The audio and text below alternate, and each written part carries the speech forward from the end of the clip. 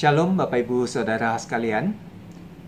Kita tentu sering mendengar sebuah peribahasa yang mengatakan sudah jatuh di timpa tangga.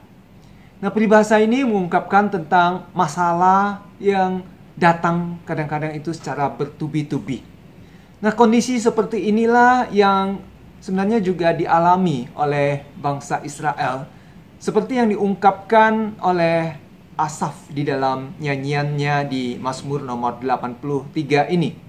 Asaf mengatakan kepada kita bahwa musuh-musuh bangsa Israel itu mereka semuanya bersekutu. Dan sekitar ada 10 suku bangsa yang dimana wilayahnya itu adalah mengelilingi wilayah Israel ini. Mereka berkumpul, mereka bermufakat untuk melawan dan menghancurkan Israel. Dalam kondisi seperti ini, kira-kira apa yang mereka rasakan dan apa yang mereka lakukan? Saya yakin mereka pasti merasa stres. Mereka pasti merasa cemas.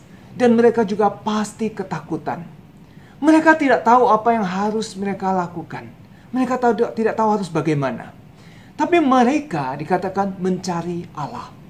Bahkan di kalimat pertama sekalipun dari Mazmur ini, itu sudah ditujukan kepada Allah.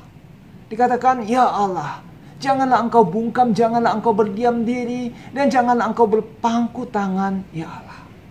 Nah, bisa jadi di tengah tekanan yang ada, di tengah ketidaksabaran mereka, di tengah ketakutan mereka dan kekhawatiran mereka, mereka itu merasa seolah-olah Allah tidak bertindak. Mereka merasa seolah-olah Allah tidak melakukan apa-apa untuk menolong mereka. Tapi mereka tentu tidak putus harapan. Mereka meyakini bahwa Allah pasti akan bertindak. Mereka meyakini bahwa Allah yang dulu pernah menolong mereka di dalam pergumulan-pergumulan mereka yang lalu, hari ini pun tetap akan menolong mereka. Dan di dalam bagian ini, secara khusus di ayat 10-12, pemazmur membuatkan sebuah daftar kemenangan orang-orang yang lemah. Daftar kemenangan orang-orang yang tadinya terancam oleh pihak yang lebih kuat dan pihak yang lebih berkuasa dari mereka.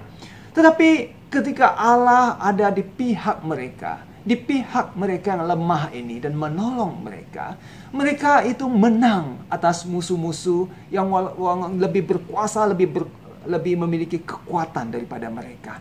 Dan itulah di mana pemazmur mengingatkan kembali, Allah yang dahulu pernah menolong, hari ini pun akan menolong mereka.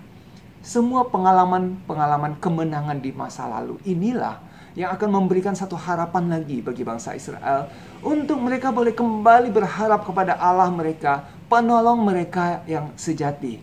Karena Allah pasti akan bertindak.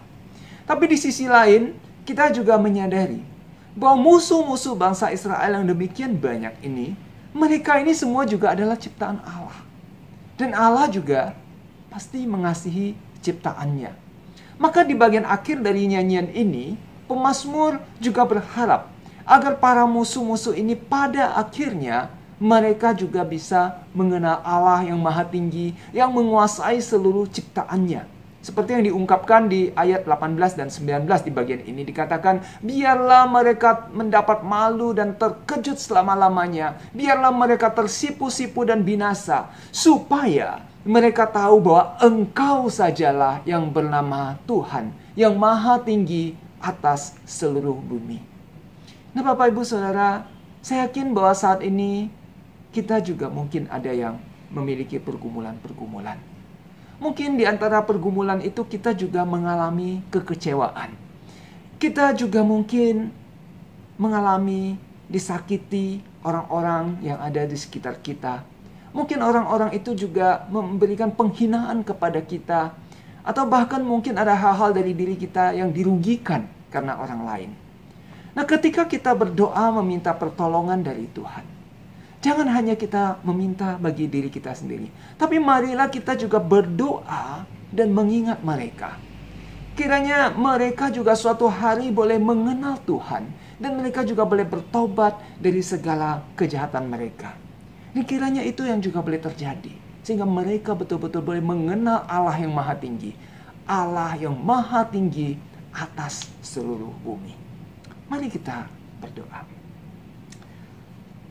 Tuhan Bapa kami di surga, kami bersyukur hari ini kami boleh diingatkan kembali bahwa di dalam kondisi apapun kami tetap bisa berharap dan bersandar kepadamu.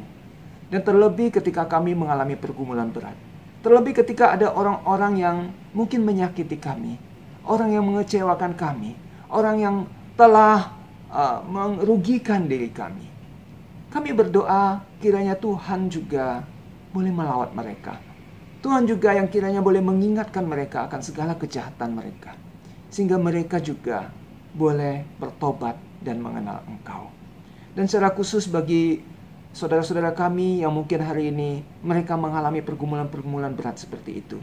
Biarlah Tuhan yang juga melawat dan memberikan damai sejahtera, sukacita dalam hati mereka.